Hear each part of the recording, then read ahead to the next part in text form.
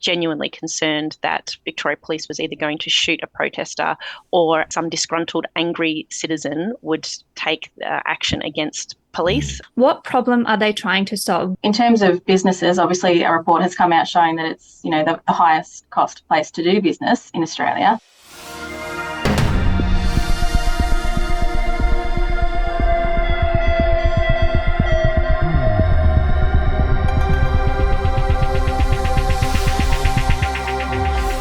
Robert F. Kennedy Jr. is the wild card in the current US Democratic Party primaries. He's the nephew of assassinated President John F. Kennedy, and his own father, Robert Kennedy Sr., was assassinated when Jr. was just 14 years old. Here's a news report from the day after that assassination. Senator Kennedy has been shot. Is that possible? Is that possible? It could. Is it possible, ladies and gentlemen? It is possible. He has not only Senator Kennedy, oh my God, Senator Kennedy has been shot, and another man, a Kennedy campaign manager, and possibly shot in the head. I am right here. Rayford Johnson has a hold of a man who apparently has fired the shot. That's it, Rayford. Get it. Get the gun, Rayford. Okay, now hold on to the guy. Hold on to him. Hold on to him, ladies and gentlemen. Hold him. Hold him. We don't want another Oswald. Hold him, Rayford. We don't want another Oswald. Hold him, Rayford. Keep people away from him. Keep people away from him. All right, ladies and gentlemen. And people were kept away from him, and the police have him. Given that assassination seems to run in the Kennedy family, it's more than a little odd that he is the first presidential candidate to be denied Secret Service protection whilst campaigning for the top job. Now, to be clear, not all candidates request protection, so there's plenty that haven't been granted on the basis that they never asked. But RFK Jr. is the first candidate to request it and be denied. Now, some say that he was denied because he's not a serious candidate, but that's up to the voters to decide. And RFK Jr. is consistently polling at number 2 in the Democratic primary polls. A distant number 2, to be sure, but number 2 nevertheless, with mostly more than 10% support and at times closer to 20% support. Now, historically, sitting presidents have always been given their own party's nominations, so running against a sitting president in the form of Joe Biden was always going to be tough for RFK Jr. And it's clear that for Democratic Party voters in the US, Kennedy is their alternative, not their preference.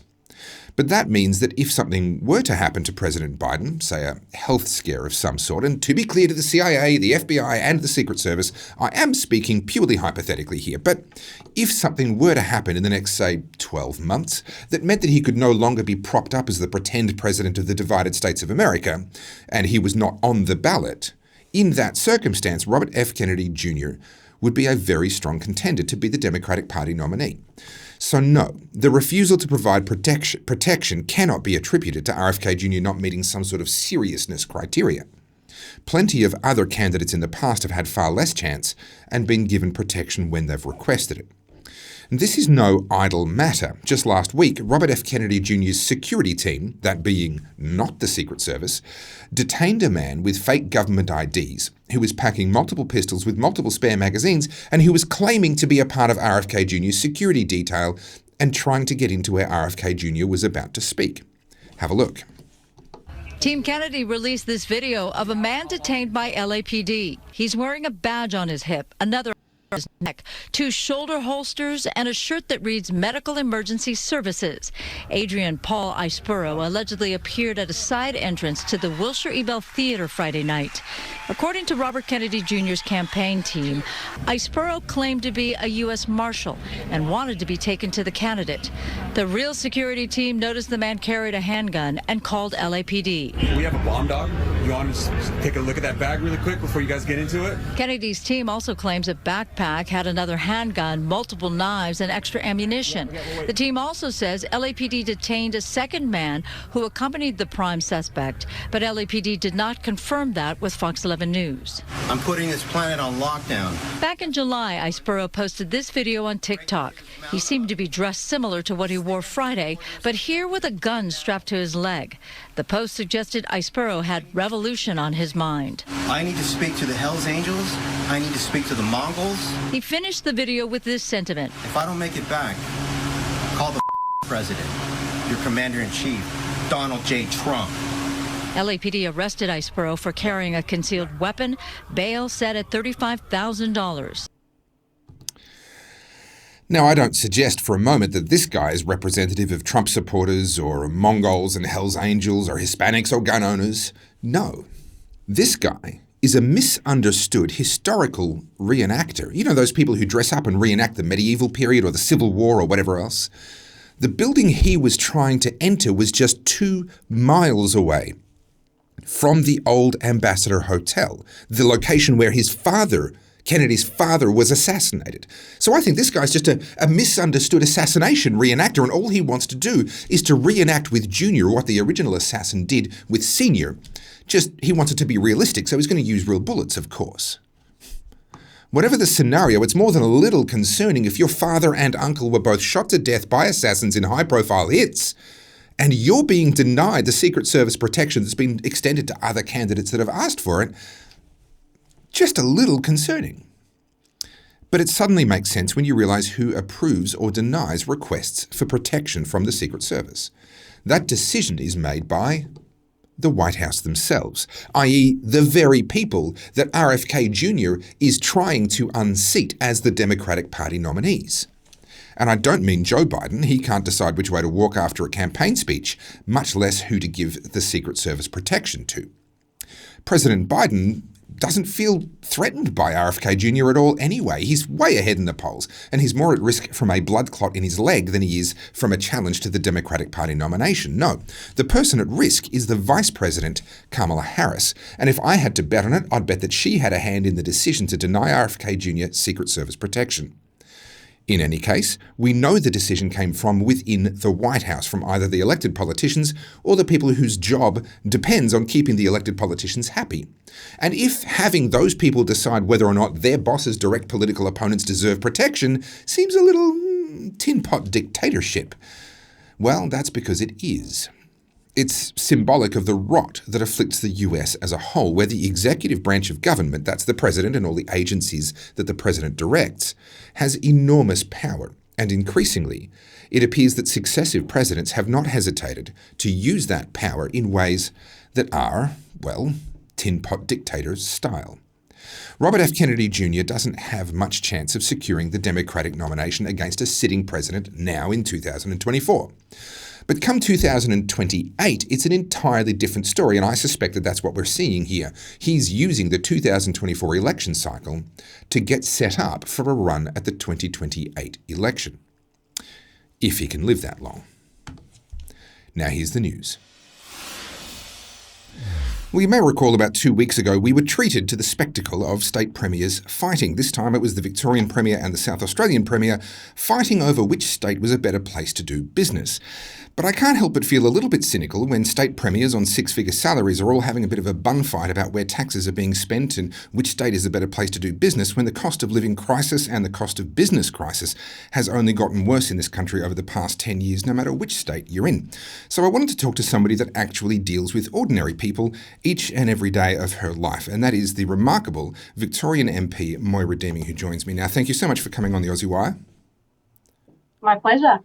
Now, I would regard you as probably one of the busiest, I'll try and get my words out if I can, one of the busiest MPs in Australia right now. You've been bouncing around to Parliament House with supporting some Why Can't Women Speak About Sex type events. You've been pilloried in the media. You've been excommunicated for the time being from your own party.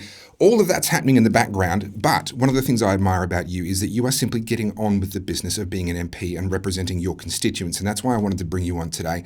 What are your constituents telling you about the realities of doing business in Victoria, the highest tax state, the state that we're seeing report after report coming out saying it's getting harder and harder to do business? That's numbers on a page. What are your constituents telling you?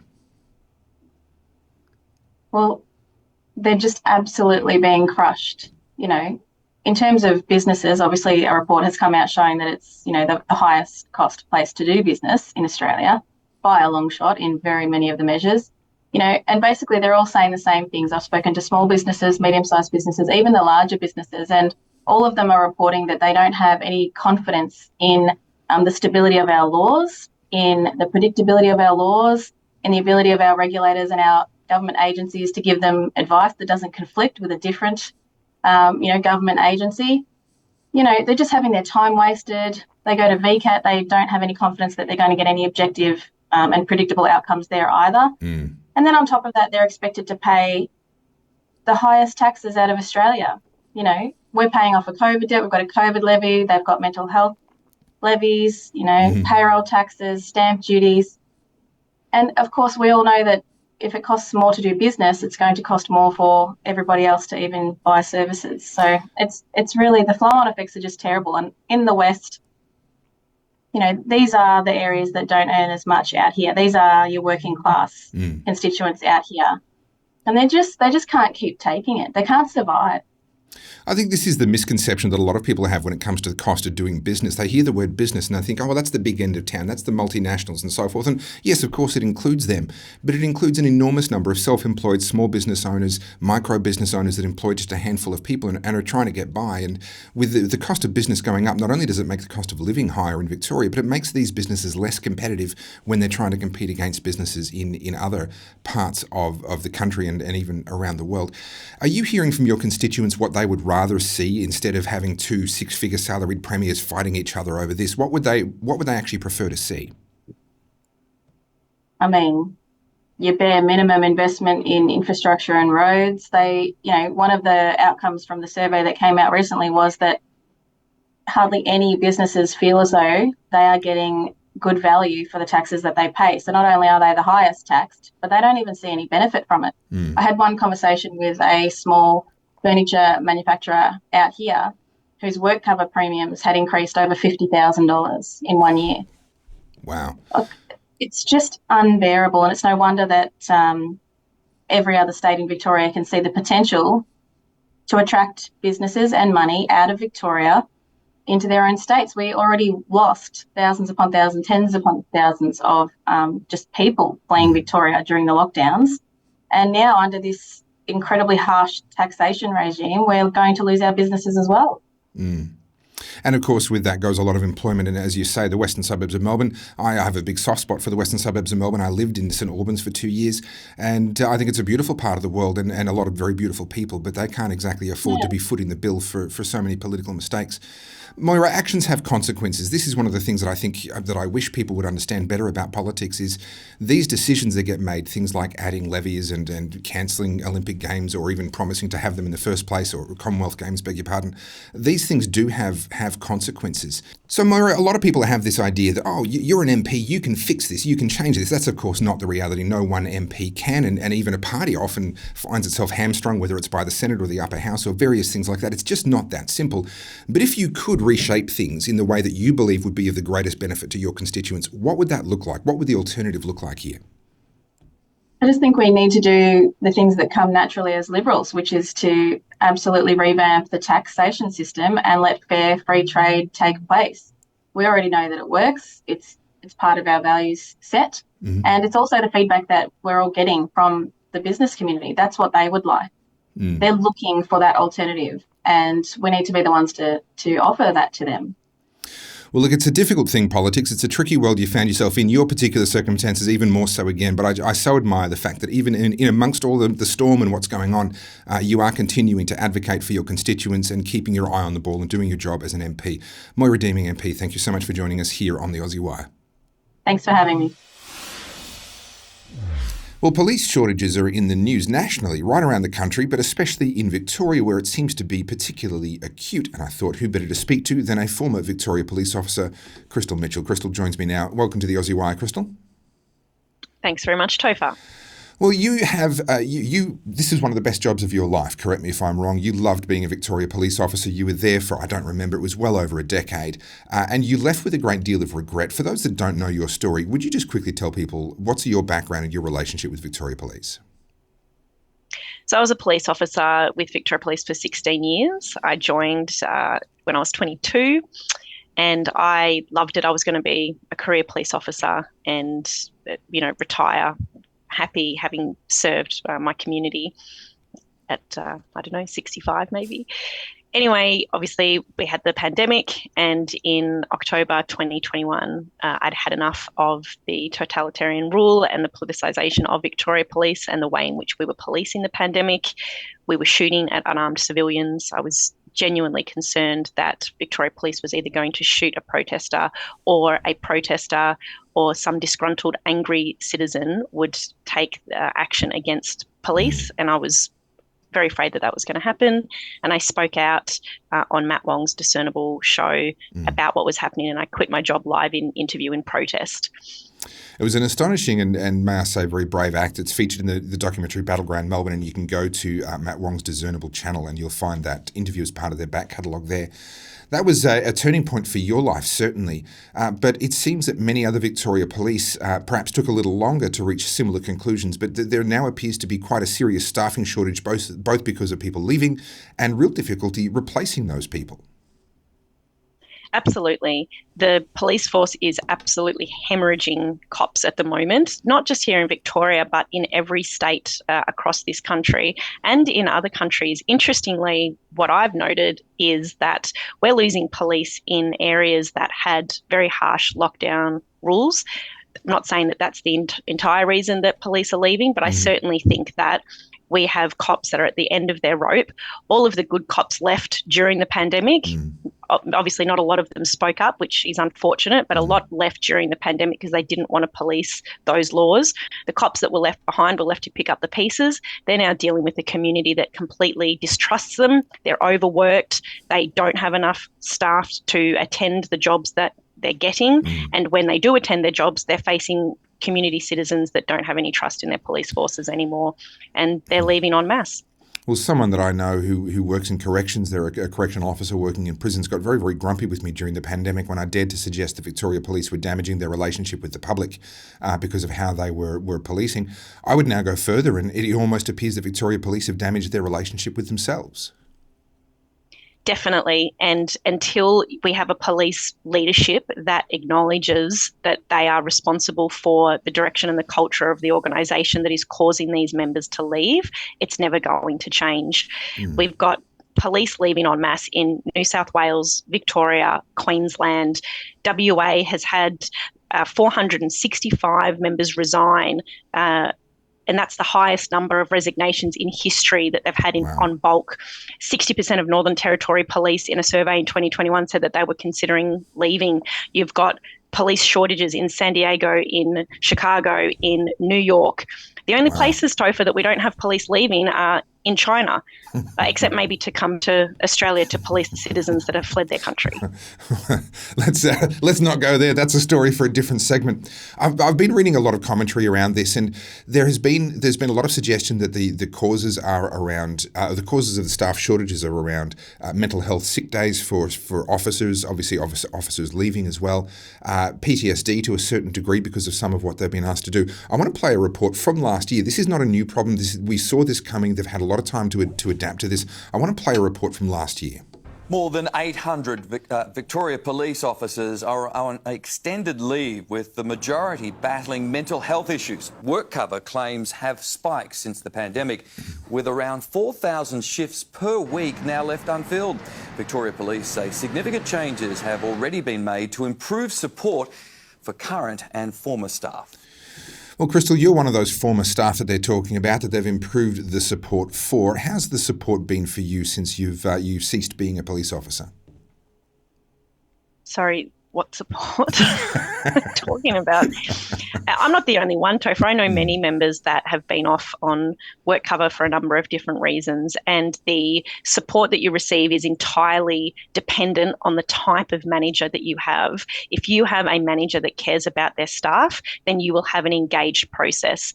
But the vast majority of those managers either don't care, or they are still those old school mentality where they see people who go off on work cover as weak or disinterested, disengaged. They're just trying to, get a free break. They don't see it as a genuine need that this person needs care.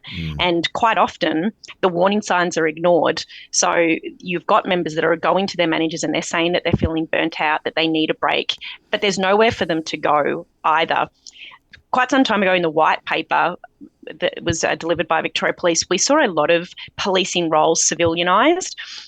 And that, in part that was due to, reducing the cost burden of managing a police force.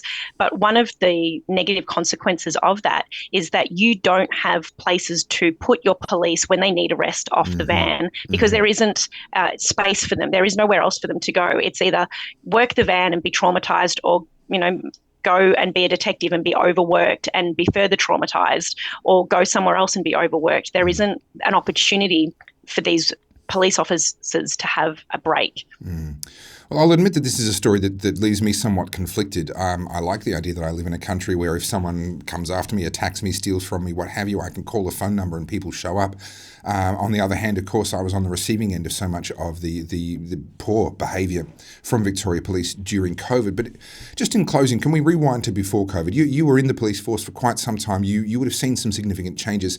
I first became aware of what I would say is a concerning culture within Victoria Police under the leadership of Christine Nixon as the police commissioner. Now, I'm not saying that she's the one who started it or caused it. That's just when I noticed it. I would argue that the behaviour we saw from Victoria Police during COVID is a symptom. There must have been some problem dating back before then that allowed that behaviour to take place. Do you have any commentary on what that might be? On the culture of Victoria Police prior to the pandemic, I would say that I wasn't particularly aware of the direction that the organisation was going from a negative perspective. I was working in the most leftist, wokest part of the organisation, but I was working for a boss who treated me well, who treated the staff well, and I worked in a positive environment. That wasn't a common thing to get in Victoria Police. Sure. So throughout my entire career, you would constantly be moving around trying to find the workplace that had the good bosses that, were going to take care of you. So certainly my experience in policing, and I joined under Christine Nixon. She gave me my Freddie when I graduated from the academy. Yep. My experiences very much were that you needed to be aware and careful of people that were higher up in the structure, because they were looking for promotion, and invariably that promotion came with the suffering of the troops below them. And perhaps that's the culture that was embedded there, that, to climb up, you have to step on the people below you. Well, that's not exactly what you want with a police force, but unfortunately it seems like it's what we have, and the chickens are coming home to roost at the moment. Crystal Mitchell, former Victoria Police officer, thank you so much for your thoughts on what seems to be a nationwide and, as you pointed out, even in some degree, a global problem with police recruiting. Thank you for coming on the Aussie Wire.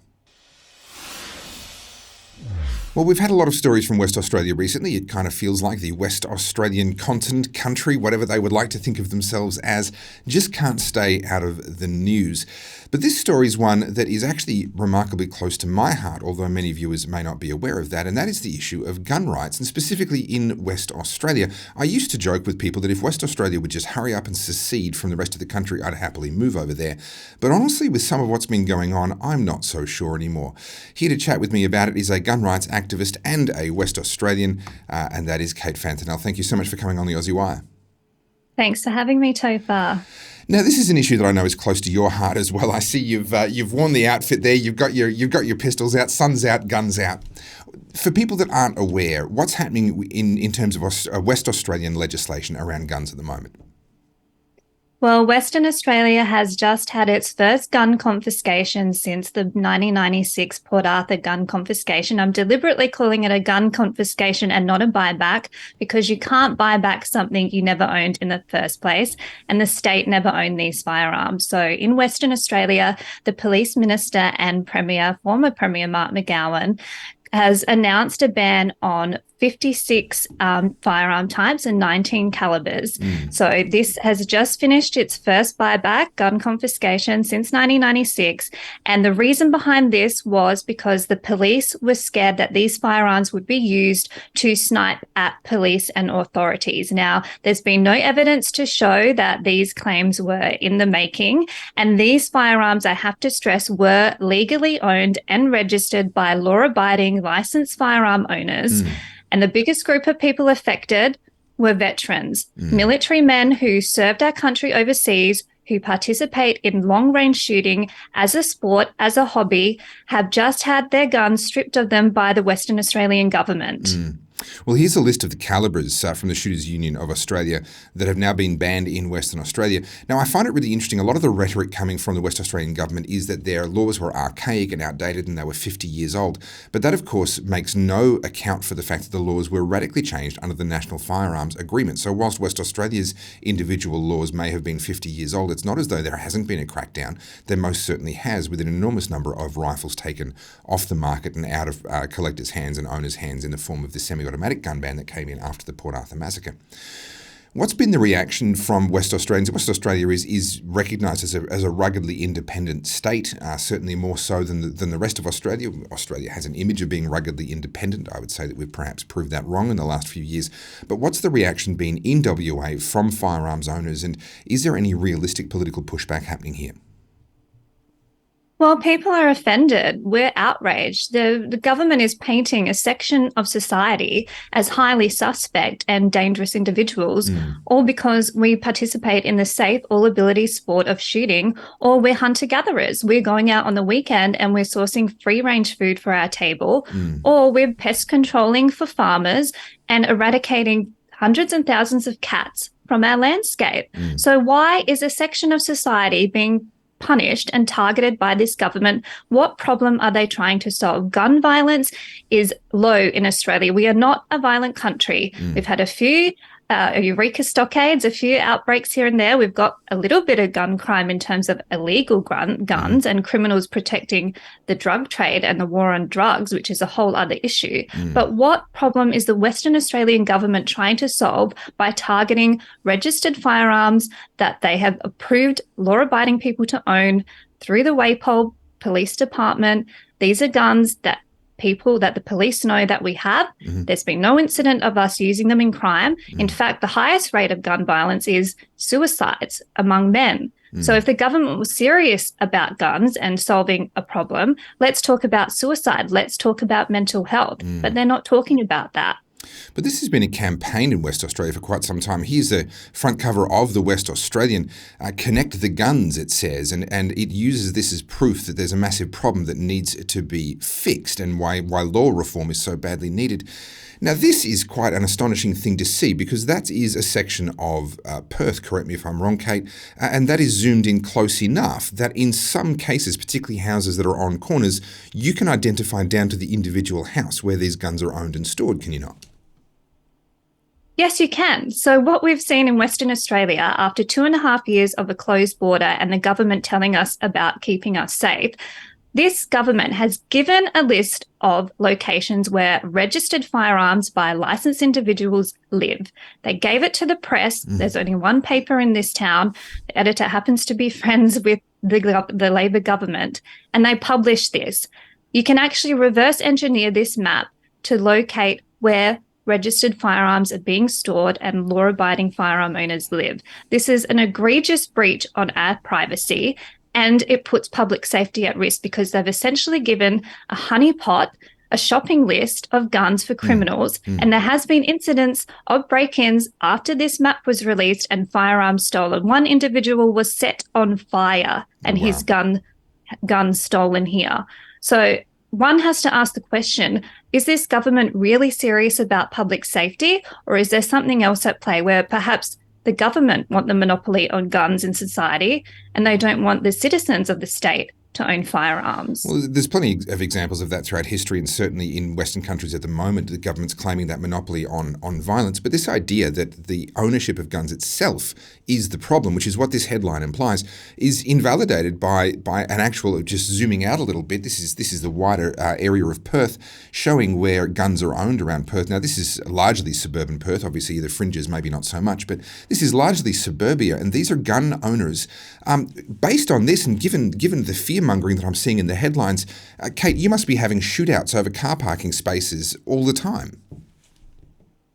Well, like I said before, Topher, we are not a violent people, and Western Australians are some of the most kind, caring people I've had the pleasure of living amongst. I've lived in a lot of states now, and I'm proud to call myself a Western Australian. I was out at the range on Sunday. I'm going again tonight. And people just want to be able to participate in their sport of their choosing peacefully and safely and being left alone by the government. What problem is the government trying to solve in stripping law-abiding people of their firearms? And they want to be able to enjoy their sport without having the government publishing their home address and making them a target for criminals. That would be a novel thing, wouldn't it? Well, Kate Fantanel, I wish you all the very best. For my own part, I was briefly in the Army Reserves. I was surrounded by people with loaded weapons. You know what? We never actually shot each other. I've been to the range numerous times in various states, and I've spent time in the US surrounded by people concealed carrying. Never got shot. Never saw anyone get shot.